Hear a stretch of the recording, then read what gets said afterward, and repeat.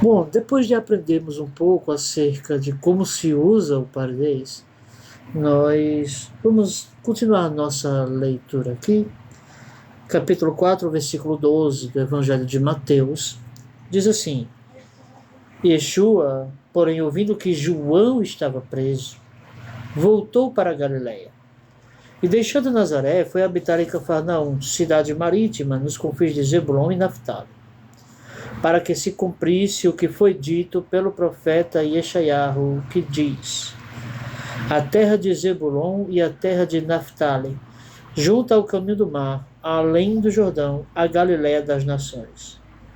O povo que estava assentado em trevas viu uma grande luz, e aos que estavam assentados na região e sombra da morte, a luz raiou. Mais uma vez, Mateus continua usando o pardês para interpretar o profeta Isaías. O profeta Isaías está se referindo ao nascimento de uma criança, do capítulo 8. E aqui ele cita justamente a profecia de Isaías, capítulo 9, versículo 1 e 2. Sendo que tal profecia, ele estava agradecendo a Deus pelo nascimento daquela criança que a mulher havia tido. Porém, nessa aqui, Isaías estava falando acerca do nascimento daquela criança e declarando que aquela criança seria a esperança de Israel.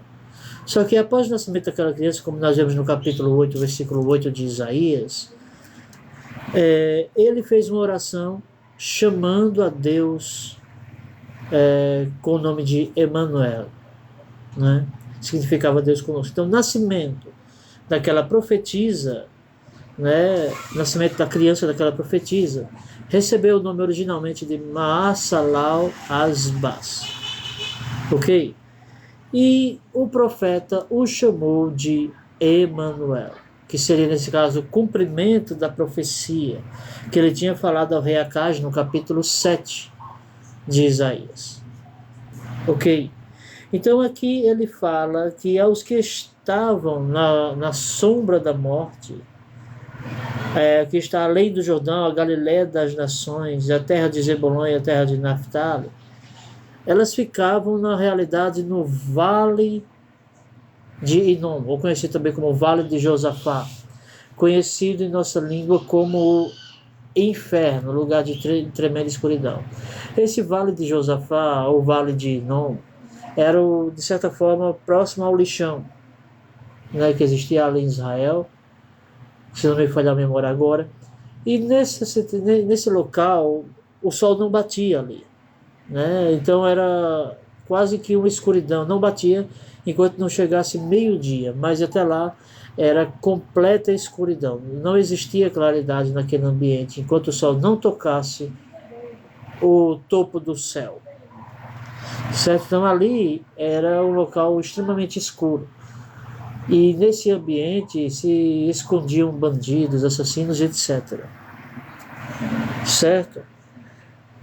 Então ele disse: o povo que estava sentado em trevas viu uma grande luz. Aqueles que vinham sofrendo nesse ambiente, viram a real esperança. E,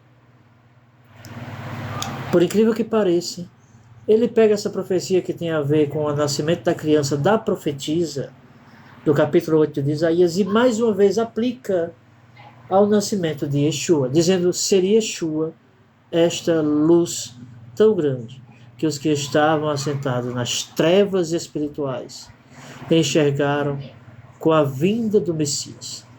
Então, o nascimento de Yeshua, a sua chegada, foi a esperança daqueles que estavam assentados na sombra da morte.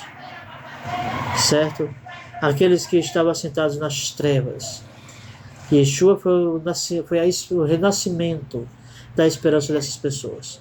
Ele pega essa profecia e a aplica a Yeshua. Mais uma vez, o pardês está sendo usado aqui. Lembre-se que eu falei no começo que é impossível existir evangelho sem existir o pardês. E durante a nossa leitura, é isso que nós estamos vendo.